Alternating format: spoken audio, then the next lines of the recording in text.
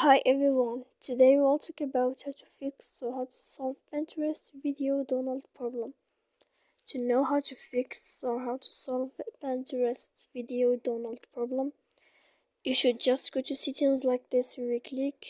After that, in this page you will go to apps, default apps, app settings. When you will see this list, you will go down to find the application of Pinterest and you will enter.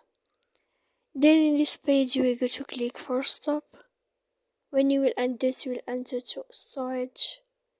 After that you will click clear cache. Then you will go to click clear data.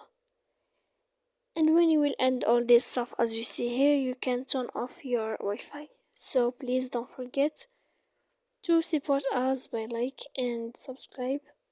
See you next time in another video. And thank you for your attention.